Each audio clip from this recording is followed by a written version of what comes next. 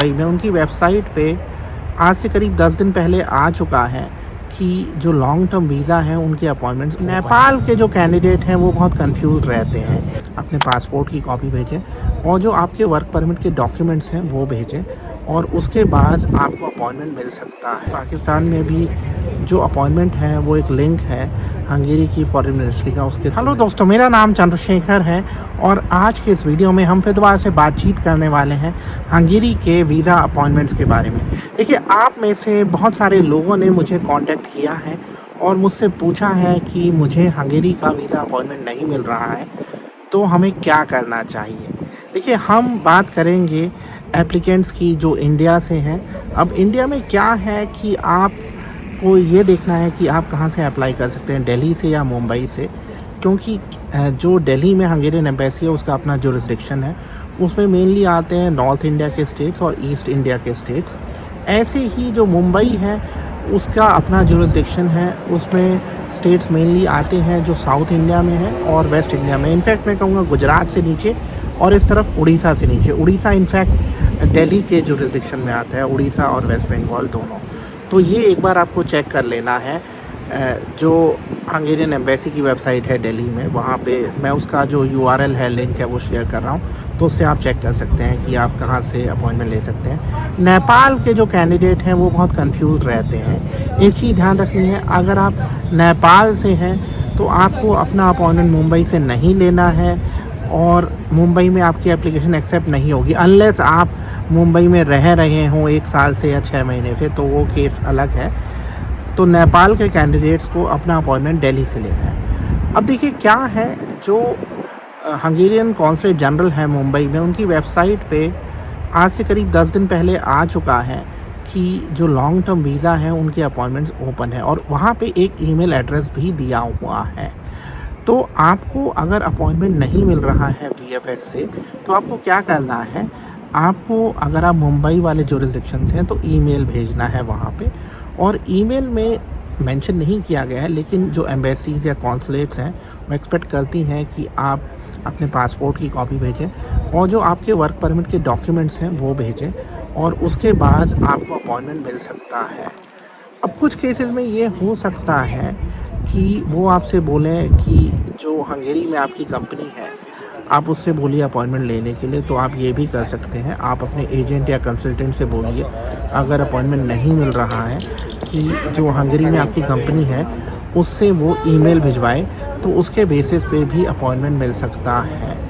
अब अगर हम बात करते हैं इंडिया से बाहर पाकिस्तान की, देखिए पाकिस्तान में भी जो अपॉइंटमेंट है वो एक लिंक है हंगेरी की फॉरेन मिनिस्ट्री का, उसके थ्रू मिलता है। अगर वो अपॉइंटमेंट नहीं मिल रहा है आपको, तो अगेन मैं ये कहूँगा कि आप ईमेल भेजिए जो हंगेरियन एम्बेसी है इस्लामाबाद में उसको। अब हमें और जगहों से जैसे कतर से या मैं कहूँगा कुवैत से, ओमान से हमारे सब्सक्राइबर्स ने बताया है कि अपॉइंटमेंट ओपन हो चुके हैं।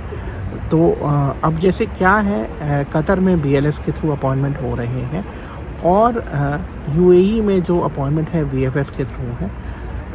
तो सबसे अच्छा ये रहेगा, अगर आपको अपॉइंटमेंट के लिए बहुत लंबे समय से वेट कर रहे हैं तो एम्बेसी को ईमेल भेजें और अगर आपको सीधे नहीं मिल रहा है तो आपकी कंपनी के थ्रू मिल सकता है।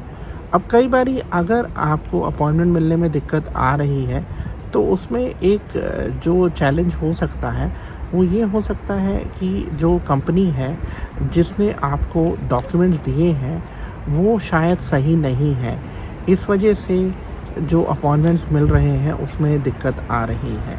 इसके साथ ही मैं कहूँगा कि कुछ जगह एक और रीज़न है अपॉइंटमेंट ना मिलने का कि जो लाइन है वो बड़ी लंबी है। इनफैक्ट अभी एम्बेसीज़ क्या कर रही हैं, जो पुराने केसेस हैं उस पर डिसीजन ले रही हैं और उस पर डिसीजंस को कन्वे कर रही हैं ईमेल के थ्रू। तो अभी क्या हो रहा है, आप कलेक्ट कर पा रहे हैं अपने पासपोर्ट और लोगों के डिसीजंस भी आ रहे हैं, लोगों को वीज़ा मिल भी रहे हैं और लोगों के वीज़ा रिफ्यूज़ भी हुए हैं। तो हम अभी रिफ्यूज़ल रेट हाई है ऐसा नहीं कह सकते हैं, लेकिन एक चीज़ मैं अपने कई वीडियोज़ में बार बार कह चुका हूँ, आपको थोड़ा सा केयरफुल रहना है कि जो हंगेरी में आपकी कंपनी है वो बोगस तो नहीं है। बोगस कंपनी से मेरा मतलब ये है कि ऐसी कंपनीज़ जो बेसिकली कुछ कर नहीं रही हैं, ना उनका प्रॉफिट है ना एम्प्लॉयज़ हैं, और वो अगर आपको वर्क परमिट के कागज़ इशू कर देती हैं तो आपको वीज़ा मिलने के चांसेस ऑलमोस्ट ज़ीरो हैं। और इनफैक्ट रिसेंटली हमने एक केस देखा है जहाँ पे हमारे पास एक रिफ्यूज़ल आया है। तो एक कंपनी है जिसका नाम ए से शुरू होता है, मैं रिपीट करूँगा ए से, उस कंपनी का एक कैंडिडेट ने वीज़ा अप्लाई किया था और उसका रिफ्यूज़ल आया, तो उसने हमारे साथ रिफ्यूज़ल भी शेयर किया है। और मेरा ये भी प्लान है कि हम वेबिनार ऑर्गेनाइज़ करें ऐसे लोगों के लिए, ऐसे हमारे सब्सक्राइबर्स के लिए जो हंगेरी का वर्क परमिट या वर्क वीज़ा अप्लाई करना चाहते हैं। मतलब ज़रूरी नहीं है कि आप अपना वर्क परमिट का प्रोसेस हमसे करवाएं। आइडिया ये है कि आप कहीं से भी करवाएं, आपको सही जानकारी होनी चाहिए।